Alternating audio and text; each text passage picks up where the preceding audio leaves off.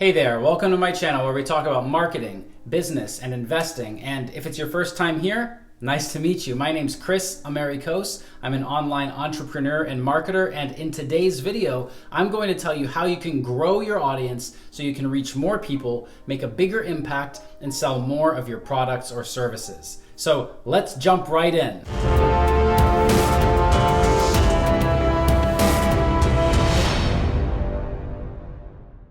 There are really only two different ways that we can gain this traffic and attention so that there's an audience for our product or our service.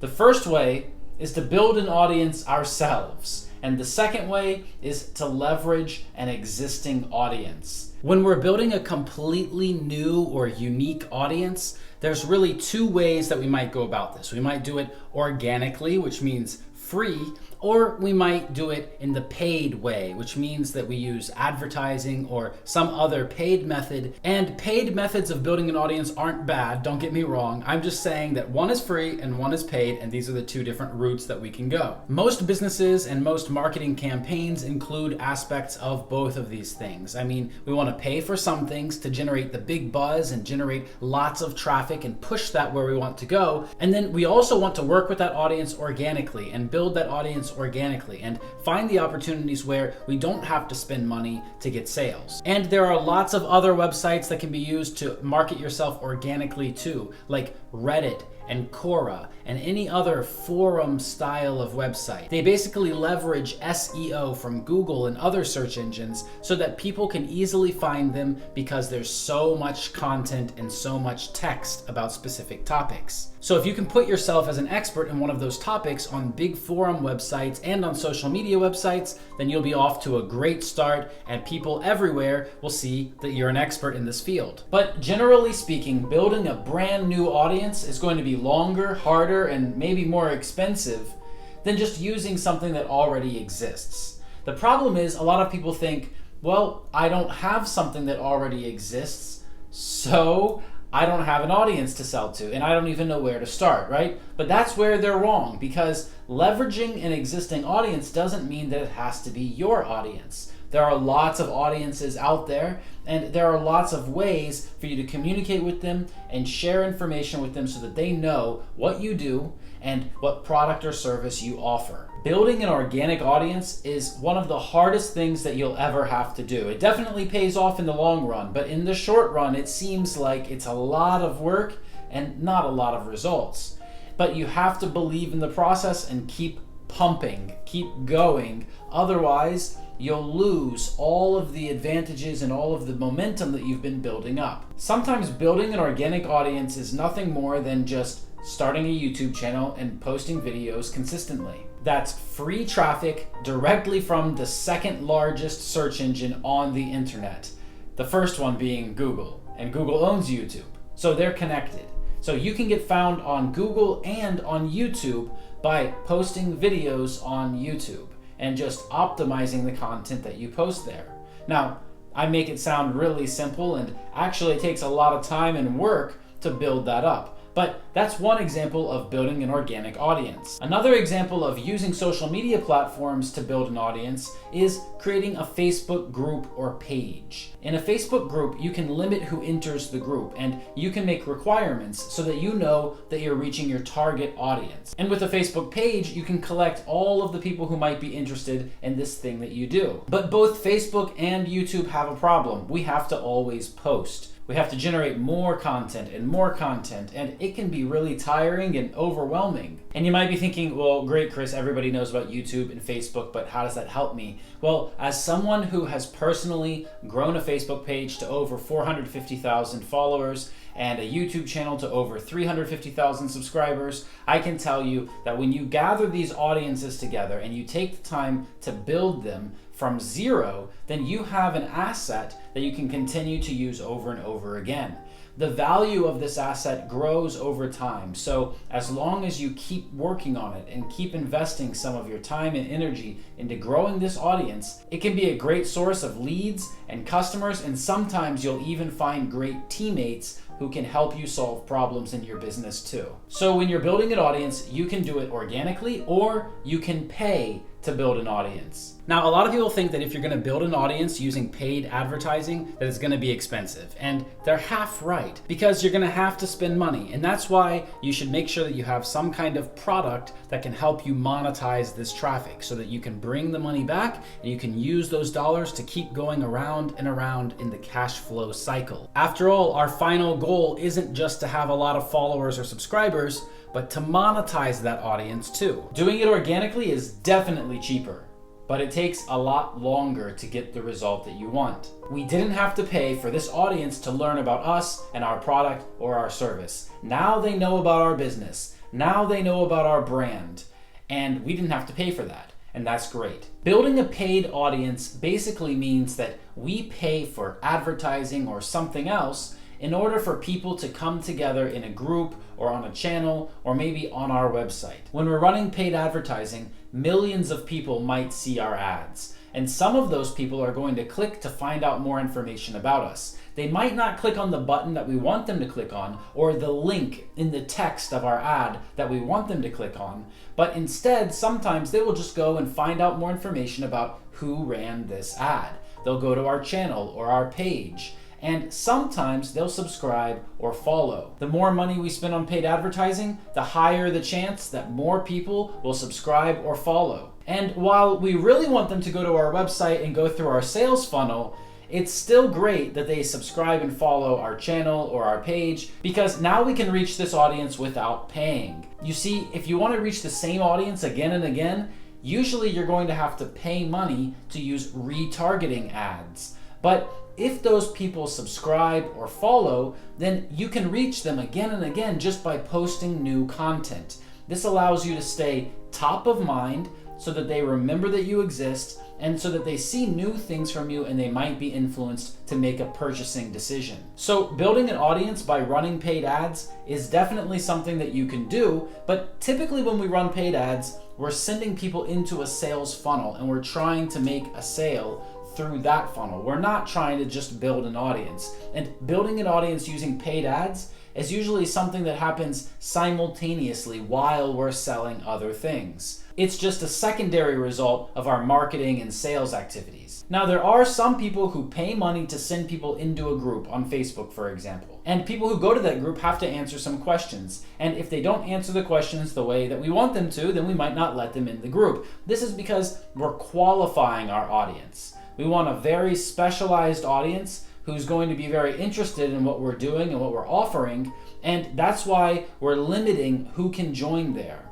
And so this is another way of generating leads, and it's another way of building a very specific audience. And that's something that we definitely need to talk about.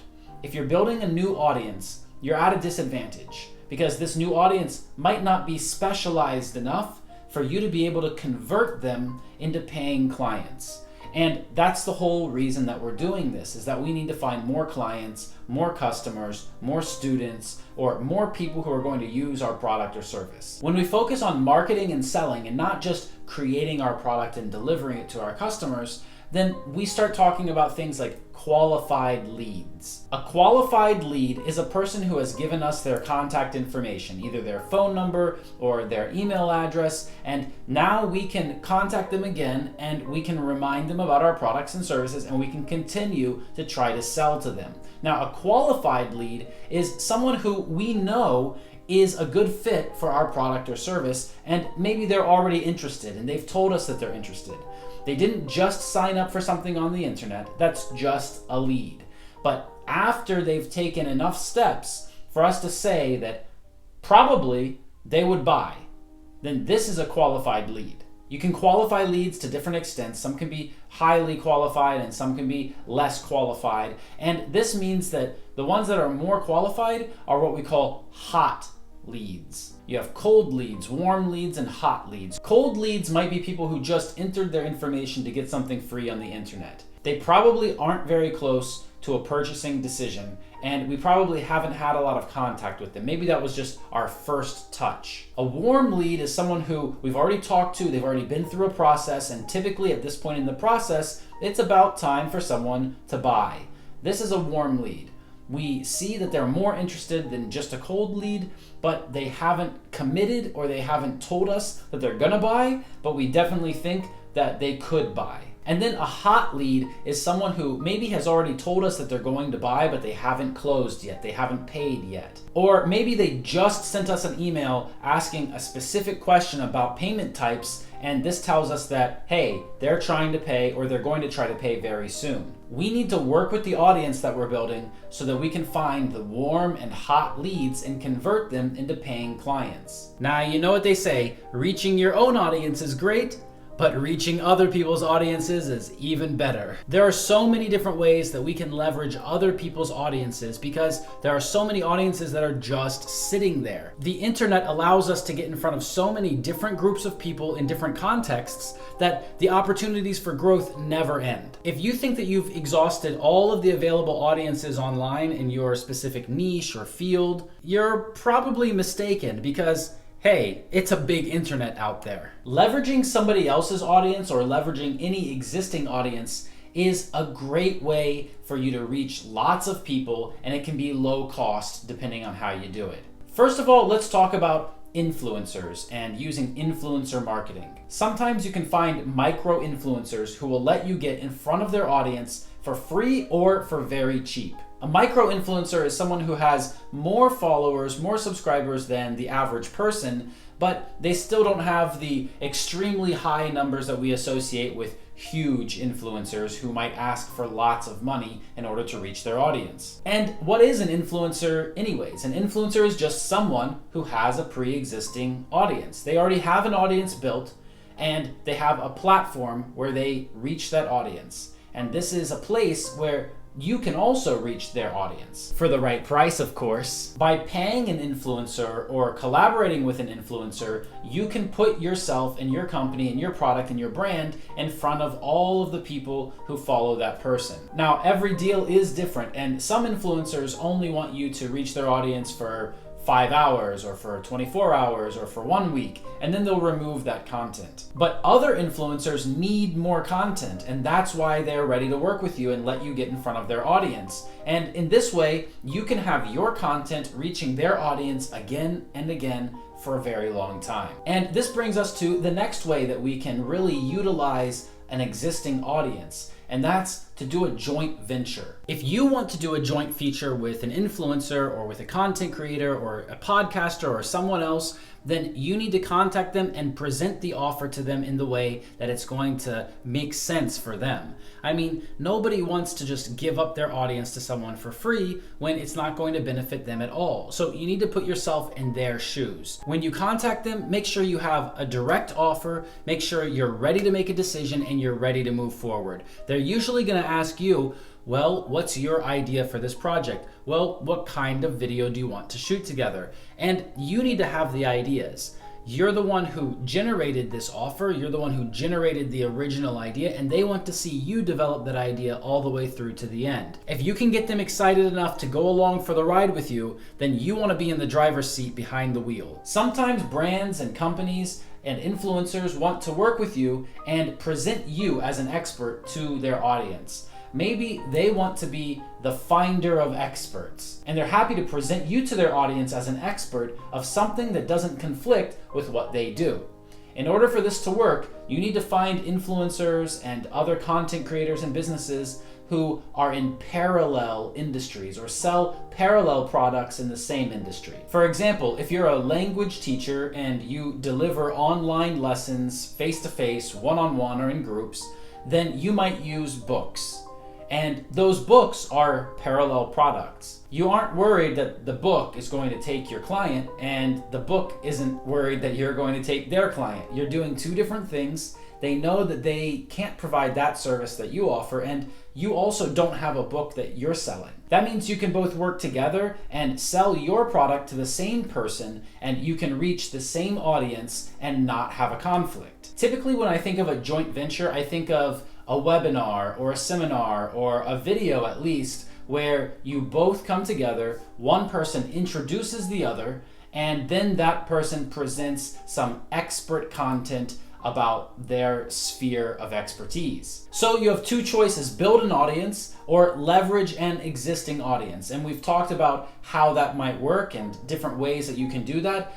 But there is one last option, and I call it the hack. How do you hack existing audiences so that you show up in front of your competitors' audiences that they've taken the time to build, in front of your competitors' leads, and in front of your competitors' customers? It's super powerful when you can say, I know that this group of people is already interested in something similar to what I have.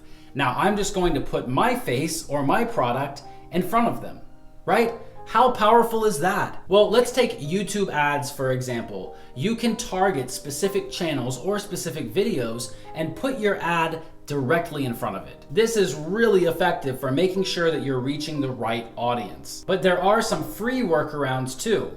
One interesting hack is on Facebook. When you post a video in somebody's group, and then you can retarget anybody who has seen that video. If you post the video into groups where you know your competitors' audiences sit, then you can start to retarget them through your ads based on their video view. And if you run Google display ads and your competitors are trying to make money by showing ads on their website, then you can show up directly on your competitor's website and take their traffic in this way too. Now, you're not taking, you're not stealing, you're not doing anything bad here. This is just business and marketing, and this is what we have to do to compete. Believe me, your competitors are gonna do it to you. Building a completely new audience or leveraging an existing audience is absolutely essential for the growth of your business. If you're going to market anything online, then you need to know who you're marketing it to, and you need to grow an audience around that. Thank you so much for watching this video, and in the comments, let me know what you're doing right now to market yourself.